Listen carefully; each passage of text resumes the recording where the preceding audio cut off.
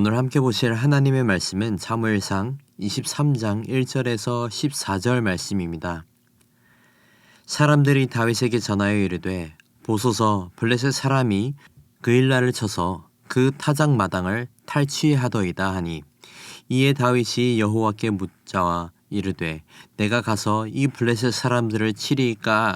여호와께서 다윗에게 이르시되 가서 블레셋 사람들을 치고 그일라를 구원하라 하시니 다윗의 사람들이 그에게 이르되 보소서 우리가 유다에 있기에 두렵거든 하물며 그일라에 가서 블레셋 사람들의 군대를 치는 일이리이까 한지라.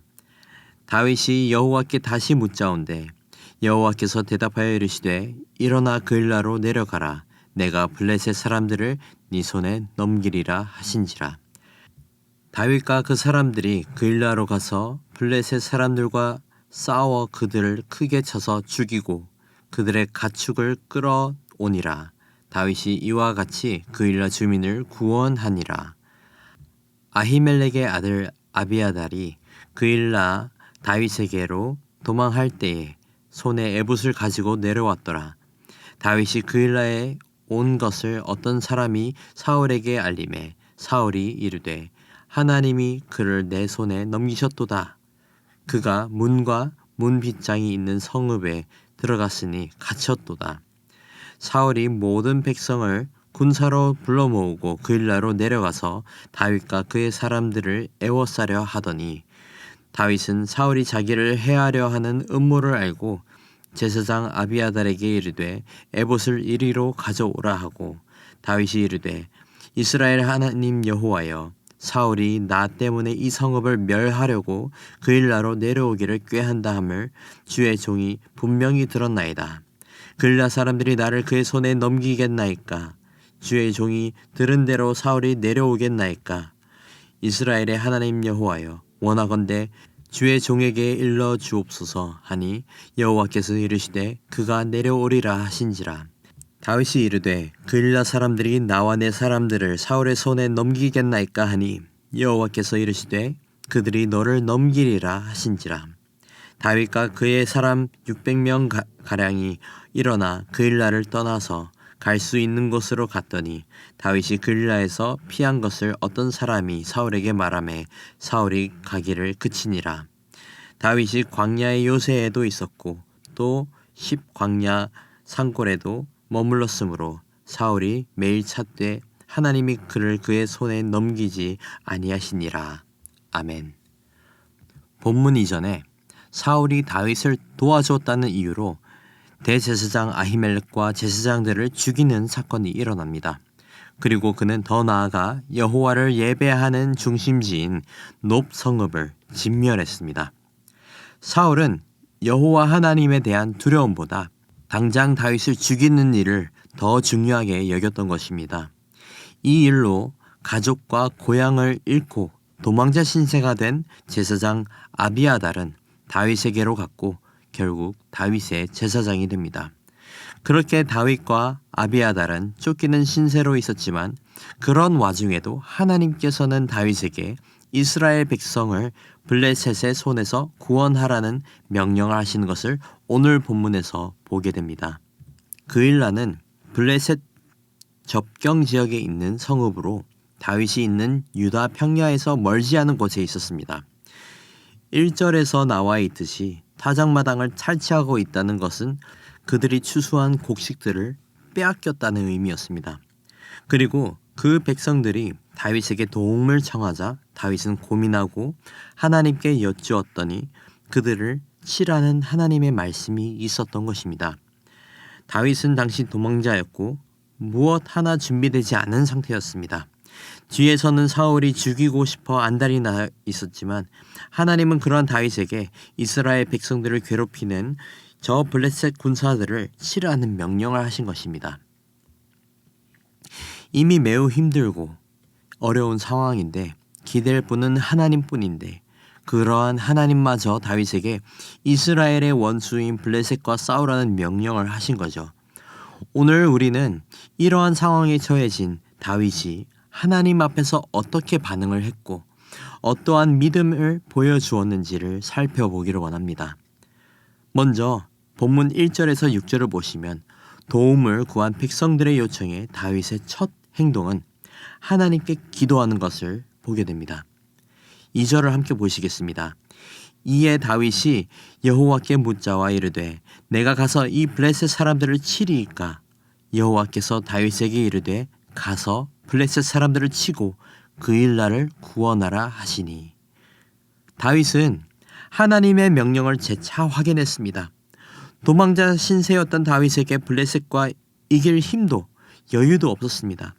그런데 그런 상황 속에서 하나님께서 싸우라고 명령하셨다는 것이 믿겨지지 않았을 것입니다. 아니, 아마 믿고 싶지 않았을 것입니다. 다윗이 여호와께 묻고 전쟁하러 가는 것은 이번이 처음이었습니다.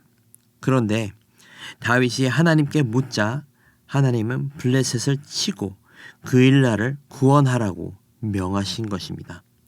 다윗은 하나님의 명령을 같이 다니는 몇 안 되는 군사들에게 전달하니 그들은 다윗이 고민했던 문제를 그대로 이야기하며 반대하는 것을 볼 수 있습니다.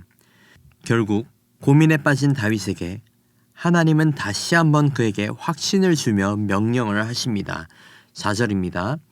다윗이 여호와께 다시 묻자온대 여호와께서 대답하여 이르시되 일어나 그 일나로 내려가라. 내가 블레셋 사람들을 내 손에 넘기리라 하신지라. 다윗은 그렇게 하나님께서 바라시고 명령하신 대로 행하고 블레셋과의 전투에서 승리하게 되었습니다. 다윗은 어렵고 불가능할 것 같은 상황 속에서도 하나님의 뜻을 구하는 것을 오늘 본문을 통해 볼 수 있습니다. 그리고 하나님의 음성을 듣고 순종했습니다. 때로는 하나님은 우리에게 어려운 상황 속에서 쉽지 않은 명령을 하실 때가 한 번씩 있습니다. 하지만 그러한 상황 속에서도 다윗처럼 우리를 향하신 하나님의 뜻을 구하는 저와 여러분이 되기를 소망합니다. 이어서 7절에서 13절에서는 다윗이 이스라엘을 구원한 소식이 결국 사울에게 전해진 것을 보게 됩니다. 그리고 사울은 다윗을 잡을 기회라고 생각했습니다. 다윗은 이러한 사울의 음모를 알게 되자 그는 그일라에 머물면서 계속 그일라 사람들과 함께 사울과 싸워야 할지 사울을 피해 달아나야 할지를 고민했고 그의 제사장 아비아달에게 에봇을 가져오게 해서 하나님께 다시 한번 어찌해야 할지 묻게 됩니다. 9절 10절입니다. 다윗은 사울이 자기를 해하려 하는 음모를 알고 제사장 아비아달에게 이르되 에봇을 이리로 가져오라 하고 다윗이 이르되 이스라엘 하나님 여호와여 사울이 나 때문에 이 성읍을 멸하려고 그 일나로 내려오기를 꾀한다 함을 주의 종이 분명히 들었나이다. 다윗은 하나님께 그가 처한 사정을 아뢰고 두 가지를 묻습니다. 첫째는 사울이 그일라를 파괴하겠다고 포위하면 그일라 주민들이 자기를 사울의 손에 넘길 것인지였고 두 번째는 사울이 정말 소문대로 내려올 것인지에 대한 것이었습니다. 여기서 하나님은 두 번째 질문에 먼저 대답을 하십니다. 대답하시기를 그가 내려올 것이다 라고 하십니다. 그리고 다윗은 다시 한번 첫 번째 질문을 하나님께 하자 하나님께서 그일라 주민들이 자신을 사울에게 넘길 것이다 라고 말씀하십니다. 다윗은 그일라 주민들을 블레셋의 손에서 구해준 고마운 사람이었지만 사울이 와서 협박하고 공격한다면 이 주민들은 살기 위해서 다윗을 사울에게 넘길 수밖에 없다는 것을 깨달았습니다. 약자였던 그일라 주민들에게 사실상 선택권이 없었고 다윗도 그들을 위험에 빠뜨리고 싶어 하지 않았습니다. 이 사건을 통해 다윗의 좋은 왕의 모습을 보게 됩니다.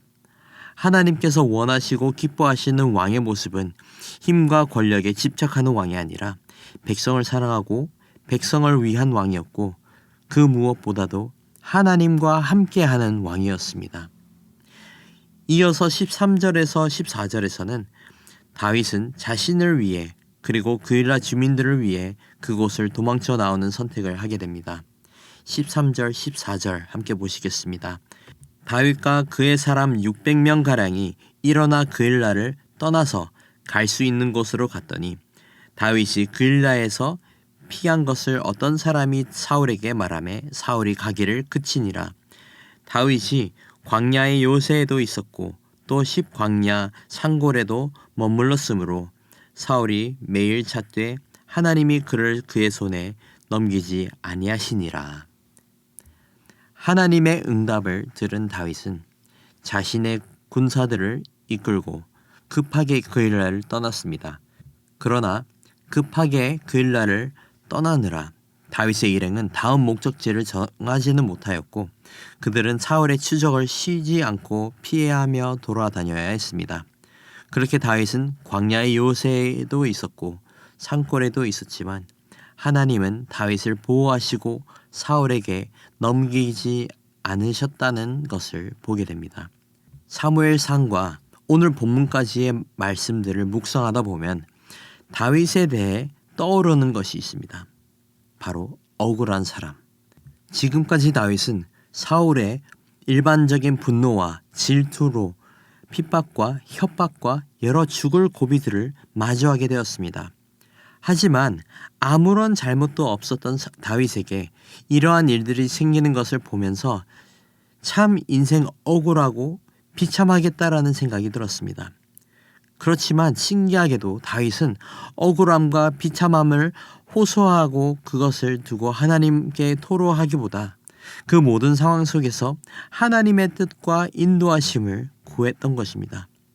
사랑하는 성도 여러분, 우리도 살면서 억울한 일, 화가 나고 배신감 드는 일들이 종종 있습니다. 하지만 그런 상황이 들이닥쳤을 때 우리도 덩달아 분노하고 바로 맞서 싸우려 하는 것이 아니라 다윗이 가장 먼저 한 것처럼 하나님의 뜻을 구하는 마음이 있기를 소망합니다.